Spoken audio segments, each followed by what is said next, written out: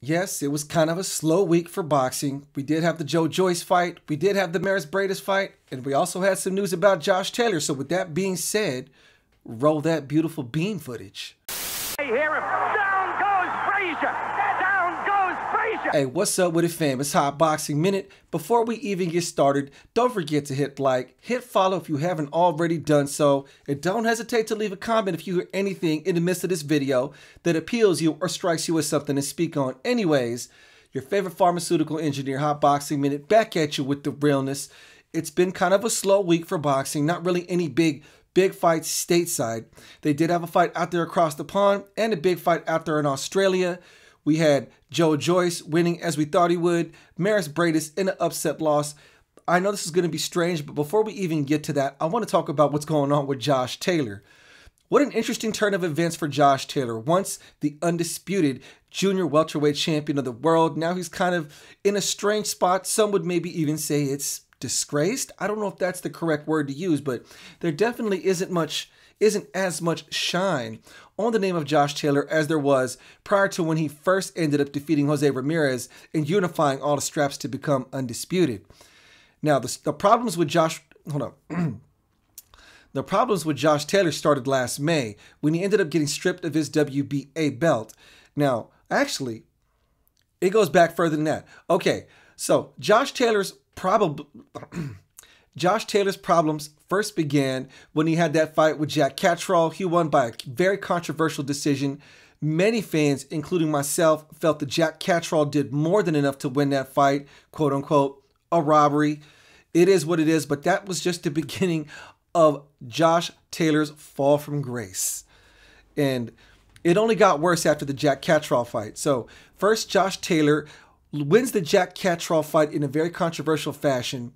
And then in May, he gets stripped of his WBA belt, no longer becoming the undisputed champion because he doesn't want to do another mandatory defense against Albert Puello. Well, now Josh Taylor gets stripped of his WBC belt because he just recently got married and doesn't want to have to fight another mandatory challenger after getting through that ordeal with Jack Catterall.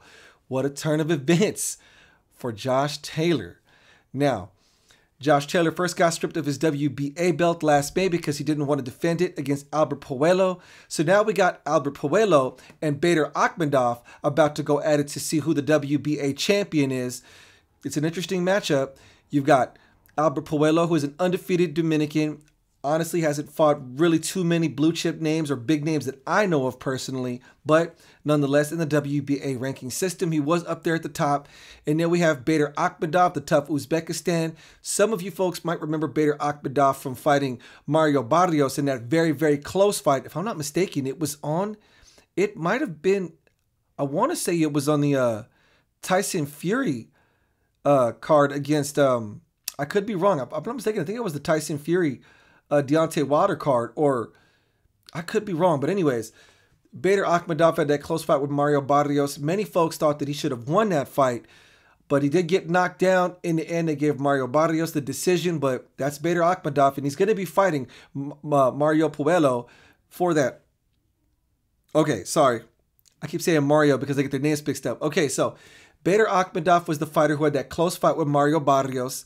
Despite getting knocked down, some would argue that Mario Barrios shouldn't have got the win for that. Anyways, Bader Akhmedov is going to be fighting Albert Puello for that vacant WBA title that got vacated by Josh Taylor. So that's what's coming up next for the WBA. Now we got this issue with the WBC in the junior welterweight strap with Josh Taylor getting vacated because he doesn't want to defend it against another mandatory.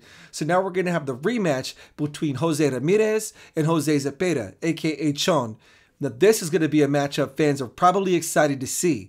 For those of you who didn't get a chance to watch it last time, Chon Zepeda, Jose Ramirez already ran it, and Jose Ramirez eked out a very close decision victory over Chon Zepeda. Many folks would argue Chon Zepeda should have got that decision. I'm not sure if I'm one of them because if I'm not mistaken, they had the fight back in Jose Ramirez's Central Valley hometown. So if you fight the hometown guy, you got to make it a decisive win. Either way, it doesn't matter. We've got Jose Ramirez running it back with Chon Zepeda for the second time for Josh Taylor's recently vacated WBC strap. I'm excited for it. Boxing community, How do you think that fight works out? Who do you think is going to end up being the new WBC Junior Welterweight Champion of the world? Let me know. So, I don't know what's next for... Oh, Josh Taylor. Actually, I do know what's next for Josh Taylor. Technically speaking, Josh Taylor hasn't formally made an announcement yet, but he said he's doing everything within his power to get that rematch with Jack Catterall.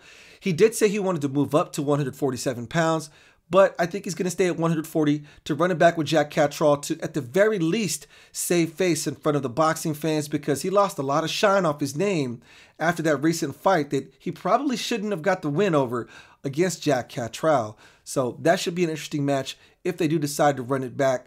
In all honesty, I think Josh Taylor wins that rematch, but I think it's better for Josh Taylor to stay in the 140-pound division, to be honest, because he's pretty dominant there. He's a very skilled guy, but then at 147, if he moves up, he would get put to the top of most of the sanctioned and body lists, and up there at the top of that 147-pound welterweight division is a bunch of big sharks. You've got Boots Ennis, Virgil Ortiz, you got, of course, Terrence Crawford, you got Errol Spence, you got Keith Thurman. There's nothing but problems at the 147-pound division waiting for Josh Taylor. Now, the messed up part about this Josh Taylor thing and him losing both the WBA and WBC belts to being vacated is that it seems like they overlooked Regis Prograis. So Regis Prograis was sitting there in the third position just outside of Zepeda and Jose Ramirez. And arguably, Regis Prograis is one of the most dangerous, if not more dangerous than those two fighters. But Regis Prograis, once again, left outside of the championship belt mix because they're going to let Zepeda and Jose Ramirez work it out for the WBC. And for the WBA, they've got Albert Puello and Bader Akhmadov. What's up with Regis Prograis? I don't really know. But let's talk about this recent weekend of fights, especially what happened out there in Australia. I didn't think much about it, folks. I saw Breidis doing a mandatory title defense of his IBF and ring Cruiserweight Championship against the very unheralded Jai Opetaia. And lo and behold, a shocking upset in Australia. Jai Opetaia defeats one of the longest reigning Cruiserweight champions in Breidis out there in Australia in a 12-round unanimous decision. A war. This fight between Jai Opetaia and Breidis was pretty action-packed. Breidis' nose got broken in like the 4th round, so it was kind of gushing blood the whole time. And then Jai Opetaia got his jaw broken like the 11th or 12th, and apparently his jaw was broken in 2 places.